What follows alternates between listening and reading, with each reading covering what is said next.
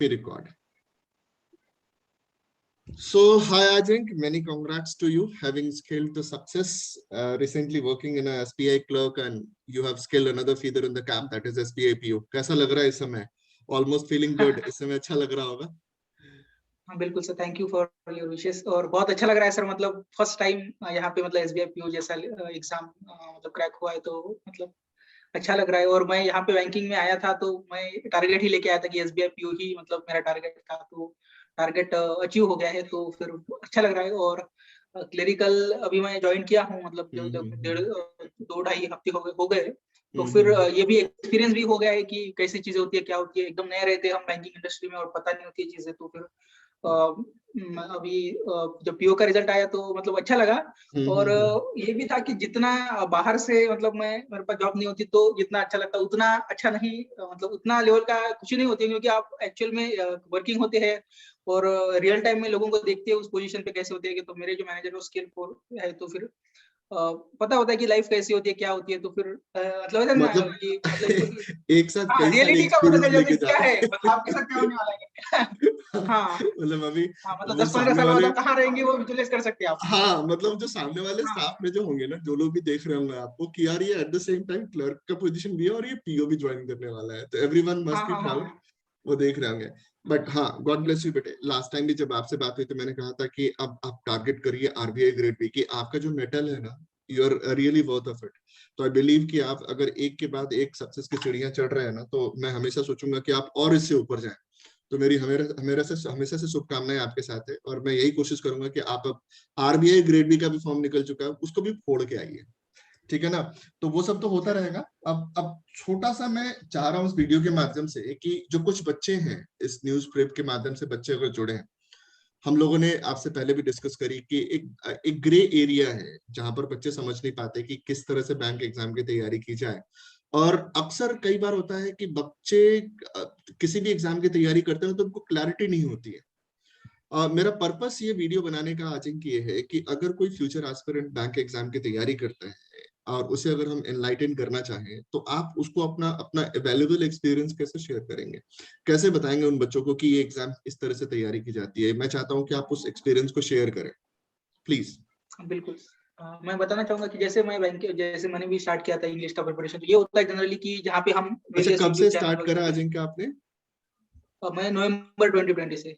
Great, नवंबर 2020 से, ठीक है। हाँ तो फिर जब जनरली जो स्टूडेंट होता है वो हम क्या करते हैं कि वेरियस यूट्यूब चैनल्स वगैरह पे जाते हो, तो क्या होता है कि सभी जगह पे ना जनरली ग्रामर से शुरुआत की जाती है कि ग्रामर मतलब नाउन प्रोनाउन जो भी है वहाँ पे, क्योंकि बेसिक पे फोकस होता है। और वो कैसा जो बच्चे मोस्टली जो है उनका इंग्लिश वीक होता है, तो फिर ग्रामर ही उनको जो है अच्छे से सिखाया जाता है और हम भी ग्रामर ही करते हैं। लेकिन बैंकिंग एग्जाम का ये जो खासियत ये है कि इसमें ग्रामर जो है उसका वेटेज कम पोर्शन है और मोस्टली जो रीडिंग कॉम्प्रहेंशन पोर्शन है और क्लोज टेस्ट एंड मतलब जो रीडिंग पे बेस्ड ज्यादा है उसमें रहता है, और ग्रामर का जो है वो लिमिटेड है।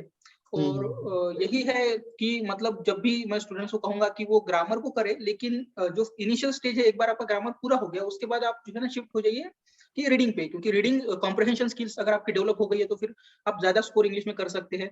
और मुझे ये लगता है कि ग्रामर को एक बार कर लीजिए प्रॉपर पूरी कॉम्प्रहेंसिवली, उसके बाद आप रीडिंग से अच्छे कीजिए और ताकि आपका स्कोर इंप्रूव हो पाए। क्योंकि जैसे आप प्री में कहेंगे कि तो 5 मार्क का ग्रामर आएगा, 25 मार्क्स का जो रीडिंग पे ही बेस्ड होगा, और मेंस में भी होगा तो वो 5 मार्क्स का ग्रामर आता है, और मोस्टली जो है वो 30 to 35 मार्क्स जो है मेंस में भी रीडिंग पे ही बेस्ड होता है। तो मैं ये कहूंगा कि रीडिंग को ज्यादा फोकस कीजिए। एक बात तो कंफर्म है कि नटसेल में हमें रीडिंग स्किल्स पे सबसे ज्यादा, और मुझे आज भी याद है कि जो आपने प्रिपरेशन के समय अपनी पूरी ताकत झोंकी थी हर एक वो दिन, जैसे हम लोगों ने फंडामेंटल कॉन्सेप्ट ऑफ रीस्ट्रक्चरिंग पे काम किया था, हम लोगों ने कैट वाली किताबें पढ़ी थी, और मैं हमेशा ही आपके एफर्ट से ना प्रभावित रहा, right. wherever that kind of effort that you put in, the hard work that you put in, ना I was always surprised कि भाई एक बच्चा है जिसको मैं ठोक के बोल सकता हूँ कि इसका सिलेक्शन होना ही है। और जब जब आपने रिजल्ट बताया ना, आई एम डैम श्योर कि इस बार आजंके का होने वाला है। कई सारे और भी बच्चे हैं जो बच्चे 1-1.5 नंबर से रह गए। We were targeting this time कि हम ज्यादा से ज्यादा बच्चों का सिलेक्शन दिलवाएं, राइट। लाइक कई सारे बच्चे आपने देखा होगा 2.5 नंबर से, 1 नंबर से, 1.5 नंबर से रुक गए, बट वो इस समय ना अपनी तैयारी को विस्फोटक बना रहे हैं और इस समय ज्यादा नंबर में सिलेक्शन होने वाले हैं। राइट। अब यहाँ पर बात आती है रीडिंग स्किल्स के आ जाएंगे। तो रीडिंग स्किल्स में जो पहली पायदान, जो अब पहले आप प्रिपरेशन के पहले कैसा सोचते थे और रीडिंग स्किल्स में जब आप इन डेप्थ में जाते हैं, ऐसी कौन सी चीज थी जिसने आपको आकर्षित किया प्रिपरेशन की तरफ, खासकर मेरी ओर, जहां पर कि आप मेरे द्वारा बनाया गया टास्क, मेरे द्वारा कॉन्सेप्ट पे हाँ। ज्यादा आप फोकस करते गए? ऐसी कौन सी चीज थी? मतलब ये होता था कि जैसे इंग्लिश तो हम सभी पढ़ सकते हैं, लेकिन ये होता था मेरा कि मेरे जो आरसी के जो क्वेश्चंस होते ना वो गलत हो जाते थे। मतलब ऐसे, मतलब 5 है तो उसमें 3 ही सही हुए, 2 ही सही हुए, ऐसा हो जाता था। मुझे लगता था कि मैं समझ तो पाता हूँ मैं, मतलब अंडरस्टैंड तो हम सब कर सकते हैं कि इंग्लिश क्या लिखा क्या है, लेकिन क्वेश्चंस गलत होते थे। तो मुझे एक प्रॉब्लम होता था कि क्वेश्चंस और आरसी में आप अगर ज्यादा स्कोर नहीं कर पाते तो ओवरऑल इंग्लिश में तो आपका स्कोर होना नहीं है, क्योंकि आप जैसा कि पता कि मेनली जो आरसी पे ही मोस्टली जो बेसिक होता है। तो फिर मैं आपका सबसे पहले मैंने आपका फ्री क्लास देखा था, जो आप पिछले अनअकैडमी पे थे ना तभी। तो फिर और मैंने ज्वाइन, मुझे मुझे आपने क्विज वगैरह कुछ ले रहे थे, तो फिर मैंने अटेम्प्ट किया। तो मेरे ठीक ठाक स्कोर आए, लेकिन उतना अच्छा नहीं आया था, लेकिन ओके ओके था। तो फिर मुझे लगा कि आपने जो चीजें बताई थी उस वक्त आप मतलब क्वेश्चन के साथ एक्सप्लेन भी कर रहे थे किस तरीके से, तो मुझे वो इम्प्रेसिव लगा। फिर मैंने आपको फुल टाइम ज्वाइन किया, मतलब डेली। और उसके बाद आपने बहुत सारे जो मतलब जो 7 डिमेंशंस वो लिया था, और उससे उसके बाद आपने खुद से होके जो अपने जूम मीटिंग पे भी आपने करवाया। तो फिर उसके बाद मुझे बहुत अटैचमेंट और वन ऑन वन आपने डाउट सॉल्व किए। तो उससे क्या होगा कि जनरली क्या होता है कि हम क्लास देख रहे हैं, लेकिन जब आप वन ऑन वन स्टूडेंट से बात करते हैं और आपको ये करना टास्क देते हैं, तो उसका एक अलग ही इम्पैक्ट होता है। और मैं भी उससे पूरा फ्लो में करता गया, और ऑटोमेटिकली मैंने देखा कि मेरा इंप्रूव हो रहा था। जो मतलब जो मेरा आरसी पहले बन नहीं रहा था वो बनने लगा था। और यही मेरे लिए सबसे बड़ी बात थी कि अगर आरसी एक बार बन जाए तो फिर तो कोई टेंशन ही नहीं है। बैंकिंग एग्जाम में तो मेनली आरसी पे ही आता है। और आखिरी आखिरी तक मेरा इतना ऐसा कमांड हो गया था, मतलब ये लगा था कि मैं वन गो में पैसेज पढ़ता था और क्वेश्चन अटेम्प्ट करता था। पहले क्या होता था कि पैसेज पढ़ा, क्वेश्चन देके फिर से एक एक क्वेश्चन के बाद फिर से वापस पैसेज पे जाना पड़ता था। तो वो नहीं हुआ। वो मतलब पूरा कंप्लीटली मतलब सही भी होने लगे और टाइम भी कम लगने लगा। तो ये मेरा बेनिफिट हुआ। मुझे ना हर एक वो चीज याद है, हर एक वो पल याद है जब अपन मॉर्निंग में क्लासेस लिया करते थे। मतलब ये आप लोगों के साथ मैंने एक अलग सा ही लगाव था। मतलब बच्चे ना, एक तो अनअकैडमी ने जो मुझे प्लेटफॉर्म प्रोवाइड किया था, हैंड रेज का ऑप्शंस वगैरह था, मैंने बड़ा वो चीज देखा था कि हमारे क्लास में जो बच्चे आते थे ना, I always used to believe कि बच्चा ने मेरे साथ आके से क्वेश्चन पूछे। राइट। तो कई बार ऐसा होता था ना कि एक हेजिटेशन वाला जो फैक्टर था ना, मतलब कि मैं क्यों ओवर दैट प्लेटफॉर्म गया, मतलब कि क्यों मैंने जूम पे क्लासेस स्टार्ट करी। मैंने क्या देखा था आज कि ना बच्चों के बीच में और हमारे बीच में एक लर्निंग का गैप होता है, कि बच्चा ना हिचकिचाता है पूछने से। तो मुझे कहीं ना कहीं ये लगता था कि लर्निंग का सबसे बड़ा बेस्ट आउटकम कब होता है, जिनकी कि बच्चा ना आपसे पूछे कि सर ये लाइन नहीं समझ में आई, ये चीज नहीं समझ में आया, इसको कैसे करें वैसे करें। तो सबसे बड़ा फैक्टर मेरे लिए ये पड़ा कि बच्चा अगर आके पूछता है ना, तो उसको जवाब देने में इससे बड़ा और क्या चीज हो सकता है।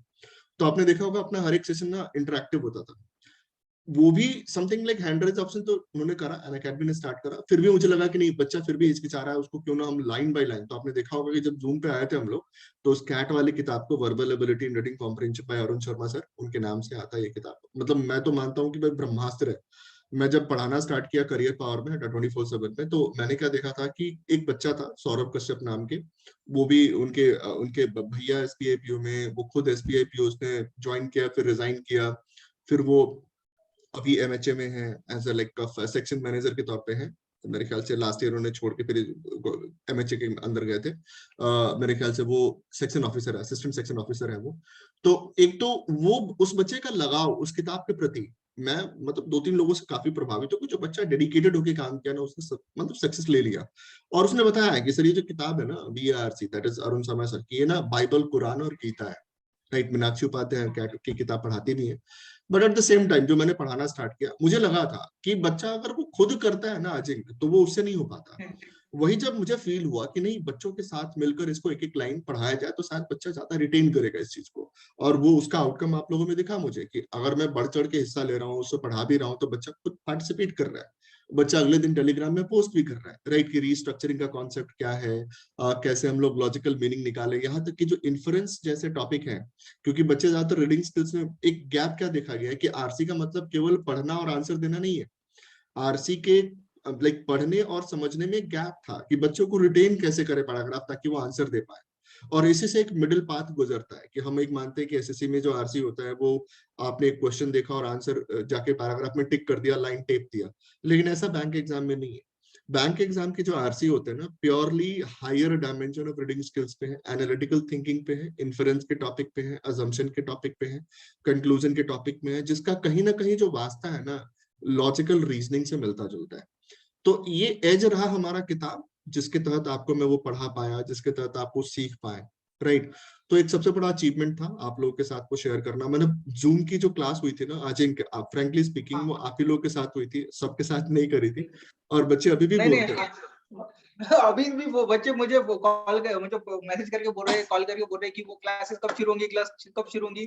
मैंने बोला जल्दी शुरू करेंगे सर, लेकिन वो कभी हुआ ही नहीं नहीं सर। नहीं नहीं वो बच्चे, बहुत सारे बच्चे डिमांड करते रहे, नहीं नहीं लेकिन नहीं, कभी अब वो हो ही पता नहीं है, पाया। तो हम अब लकी मैं थे कि हमारे साथ हुआ ये, बाकी तो हाँ, पॉसिबल नहीं हो पाया। अरे मैं पता टीचर कब एफर्ट करता है, जब बच्चा अपनी तरफ से एफर्ट लगाए, राइट। हाँ तो बच्चे जब एफर्ट लगाते हैं तो टीचर को दुगना मेहनत करने में मजा आता है, और टीचर क्या करता है कि और उसको एंजॉय करता है उसकी मेहनत को।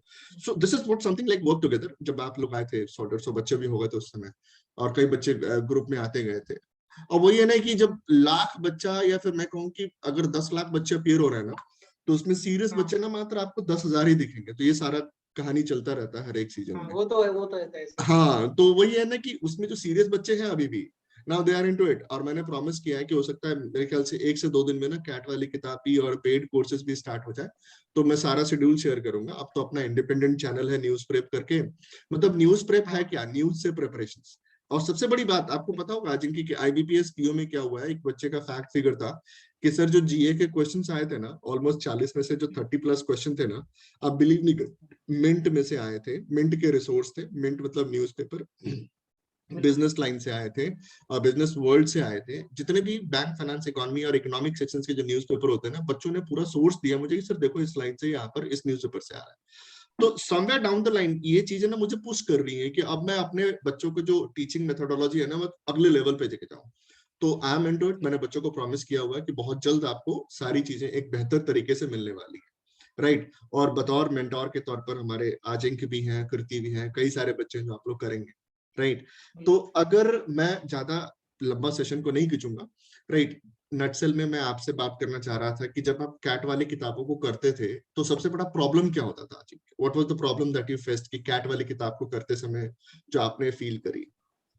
देखो सर, मैंने ये किया कि मैंने खुद से भी पढ़ा, लेकिन हम खुद होके जो पढ़ते हैं ना, उससे उतना इम्पैक्ट नहीं आता है। जब टीचर आपने पढ़ाया और बाद में हम सब मतलब वही के वही क्वेश्चन पूछते थे जो समझ में नहीं आया वहाँ, तो उसका इम्पैक्ट बहुत ज्यादा था। मतलब ऐसे इंटरेक्टिव जो आपने किया, और मुझे लगता है कि वो जो समय था जब अनअकैडमी पे हैंड रेस का ऑप्शन भी नहीं था, तो अपने वहाँ पे सिर्फ, हाँ, उस वक्त नहीं था ऑप्शन, वो बाद में सही आया बोला लेट आपने। में। हाँ हाँ हाँ।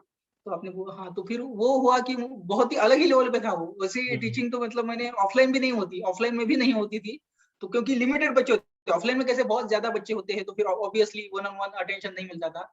लेकिन वहाँ पे मुझे जितना लग रहा है कि 25-30 ही बच्चे होते थे, और वहाँ पे मतलब वन ऑन वन हम क्वेश्चनिंग करते थे, तो बहुत मतलब वो तो अल्टीमेट था। मतलब जैसे अनअकैडमी में भी था अच्छा, बहुत अच्छा, लेकिन वो तो अल्टीमेट ही था। मतलब उसका तो कोई तोड़ ही नहीं है, मतलब हुआ ही नहीं। बाकी के Touch बच्चों को तो wood, बेनिफिट मिला ही नहीं उतना। we'll initiate the same task. हाँ, We'll initiate the same task. अच्छा, और आज भी बहुत अजिंक सारे जो, बच्चे हैं जो, हाँ, जो आप हाँ, मॉक लगाते थे शुरू में, व्हाट हैज बीन द बिल्कुल सर। अग्रेशन और गिविंग मॉक्स? क्योंकि मैं दो चीजों को एक मूल मंत्र मानता हूँ। बच्चों को मैं हमेशा बोलता हूँ कि आप 2 से 3 एक्सेप्शनल मॉक दिया करें पर डेली, फुल लेंथ मॉक देने का मौका मिले। तो मॉक के विषय में आपका क्या ख्याल है कि कितने बच्चों को सेक्शनल मॉक डेली देने चाहिए?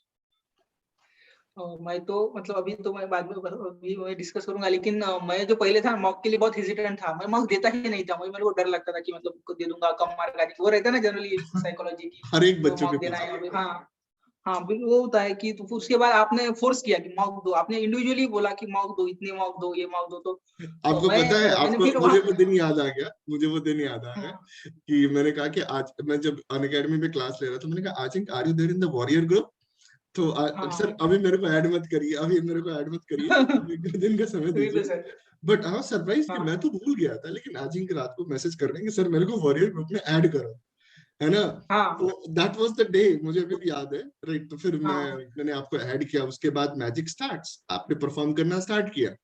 है ना, एंड सो वो और देखिए सर मैं स्पेशली मैं कहना चाहूंगा कि मतलब मैं मॉक तो दिया ही आपके कहने पे, लेकिन मैं मेस में था ना, तो मेस के मॉक मैंने दिया तो क्या हो गया कि मेस का दया देते हैं ना तो 3 घंटा 3.5 घंटा होता है, तो फिर बहुत फटीक होता है।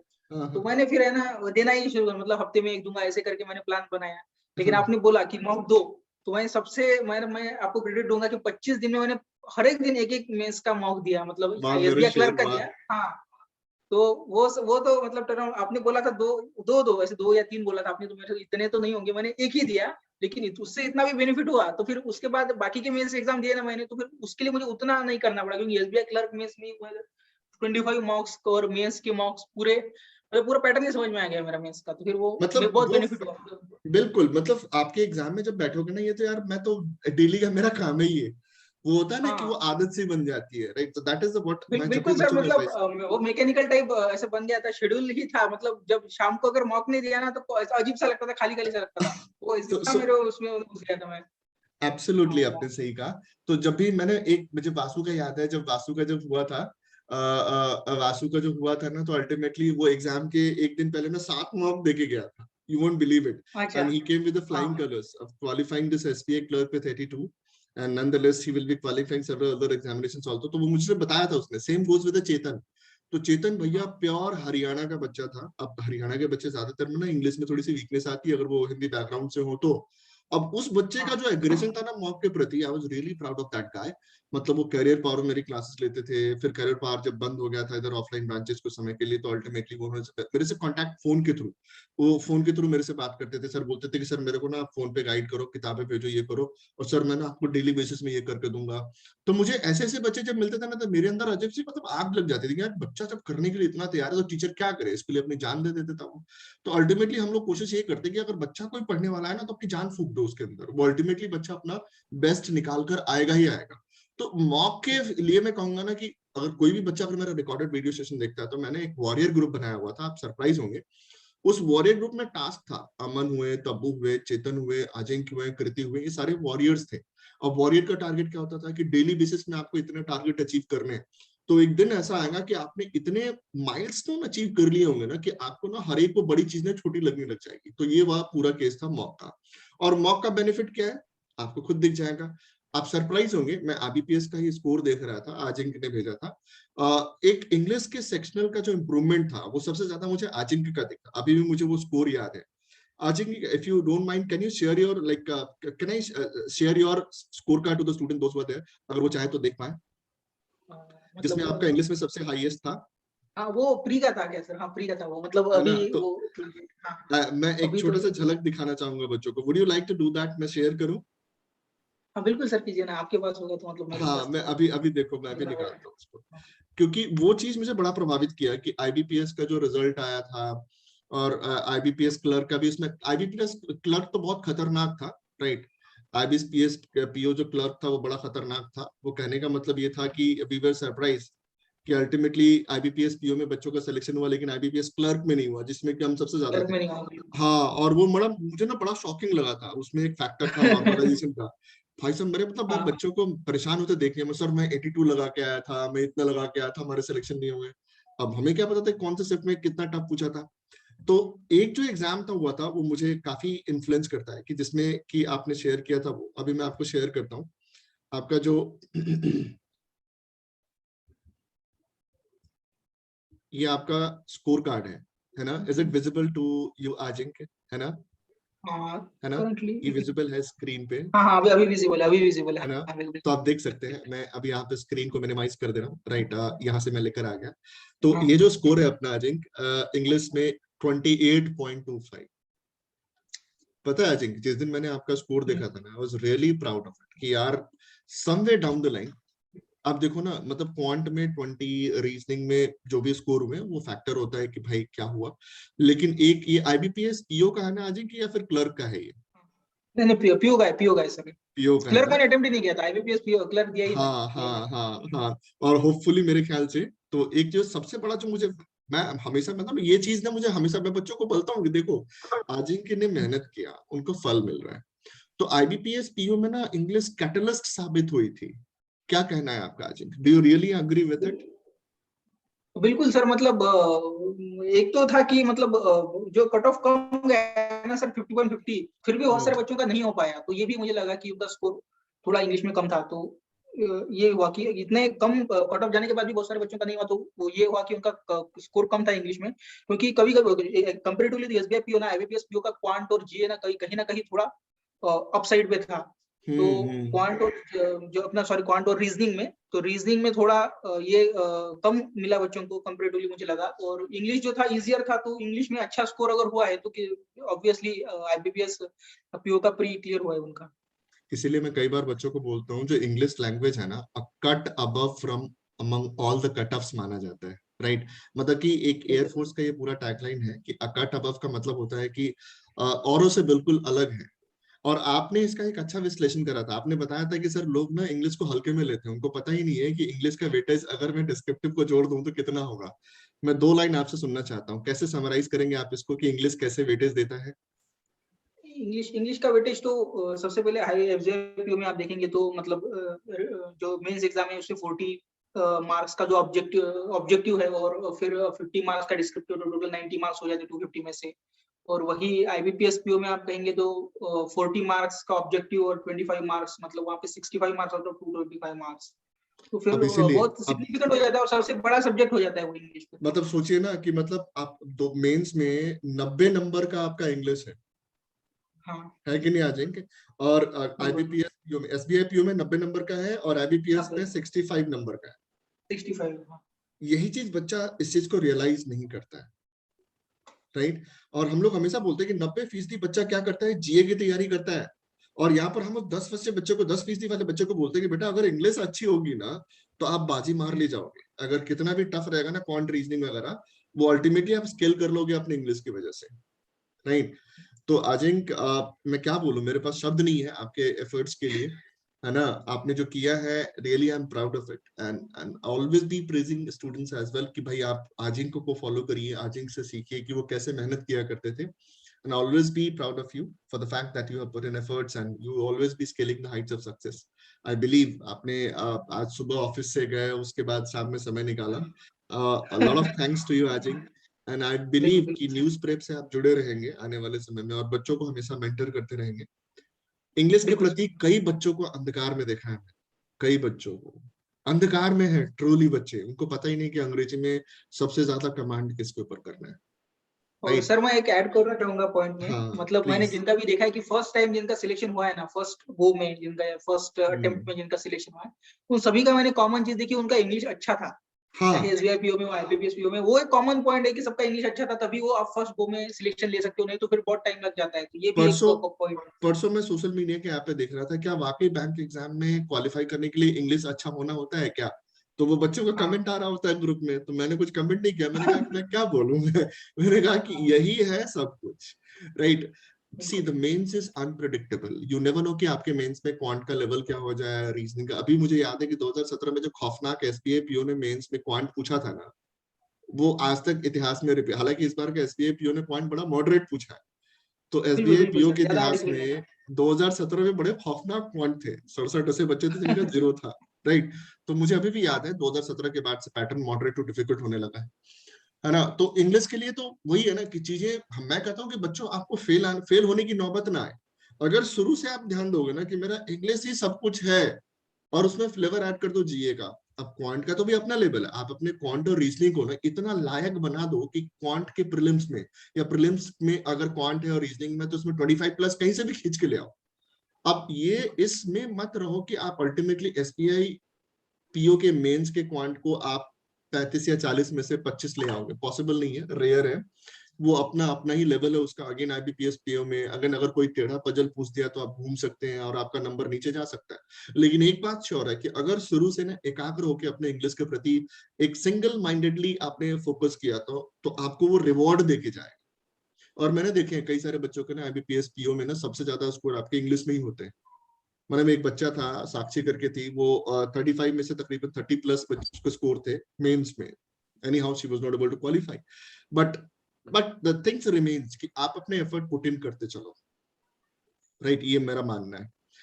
I would like to take concluding note before I conclude. कुछ कहना है आपको फ्यूचर एस्पिरेंट जो बैंक की तैयारी कर रहे हैं। बिल्कुल मैं ये कहूंगा सर कि एस्पिरेंट है ना वो प्री और मेंस की अलग-अलग तैयारी ना करे। ये मुझे लगता है क्योंकि क्या होता है कि बहुत सारों का प्री निकल जाता है और फिर मेंस में फँस जाते हैं। तो इससे बेहतर है आपने कि प्री आपने और मेंस का बहुत साथ में किया जाए। हाँ, आपने बहुत बड़ी बात कही है। मैं जब भी बच्चों को बोलता हूँ ना कि आप प्री की तैयारी बाद में करना, पहले मेंस की तैयारी करो। और मेंस लेवल अगर आपने पहले टेस्ट कर लिया ना, तो अगर मेंस लेवल आपने पहले देख लिया ना, तो प्री में आप तो 100 एंड दुगना एफर्ट लगा दो। वो ऐसा मोटिवेशन होता है जी। इसके बिल्कुल। और अलावा प्री और मेंस साथ में लेने का ये होगा कि सपोज इन केस आपका प्री निकल गया, तो फिर क्या हम्म, हो जाता, फिर आपके सामने ऐसा नहीं होगा कि मेंस को कैसे अटेम्प्ट करूँ, क्या करूँ? आपकी मेंस की तैयारी पहले हो चुकी। और ये मैंने ऑब्जर्व किया कि 95% बच्चे हैं ना वो मेंस के लिए तैयार नहीं होते। जब वो प्री पास होने के बाद भी। तो इसलिए अगर कोई बच्चा जो है मेंस के लिए तैयार है और वो प्री क्वालीफाई हो जाता है तो उसके बहुत ज्यादा चांसेस है कि वो सिलेक्ट हो जाए। तो ये फर्स्ट हम्म। गो में। तो ये मैं कहूंगा कि प्री प्लस मेंस की तैयारी साथ में की बस। Thank you very much. Thank you very much, my champion, Ajink. It was a wonderful evening with you. We'll keep interacting with you in the future to come. बिल्कुल। Thank you Good sir. night, Bete, and many congrats to you. Thank you sir.